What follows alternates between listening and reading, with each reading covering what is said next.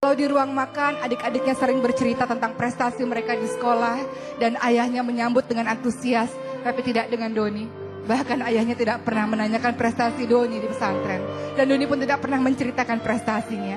Ia menunduk saja dan terus makan saja tanpa bicara sepatah kata pun. Tapi ada yang berubah dari anakku Doni. Doni setiap malam saat kami semua tertidur, di sepertiga malam ia bangun dan sholat tahajud. Ia menengadahkan tangannya dan berdoa kepada Allah Subhanahu wa Ta'ala. Dia rajin berpuasa dan sangat berbeda dengan adik-adiknya. Setiap kali keluar rumah, Doni mencium tanganku, memeluk tubuhku dan mengatakan, doain aku ya Ma, doain aku ya Bunda, doain Doni ya Bunda. Hal yang tidak pernah dilakukan oleh adik-adiknya karena didikan modern oleh ayahnya.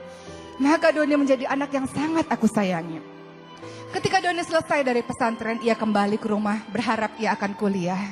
Tapi lagi-lagi ayahnya mengatakan, dengan otak yang seperti itu, gimana mungkin bisa kuliah?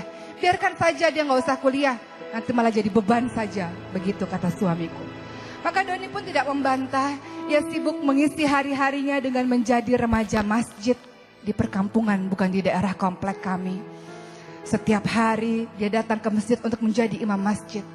Namun pada hari itu, tiba-tiba rumah kami digerebek oleh polisi dan Doni dituduh sebagai pengguna narkoba. Doni bersimpuh di kakiku dan mengatakan, aku tidak melakukan itu Bunda, percaya pada Doni.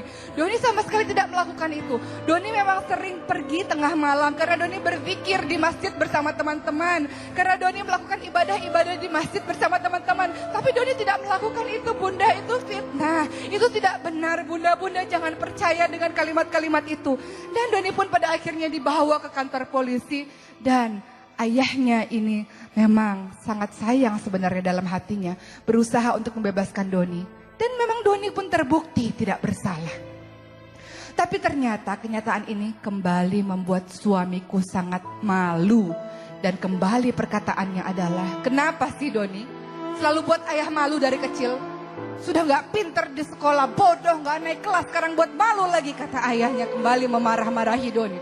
Dan Doni pun kembali lagi diusir untuk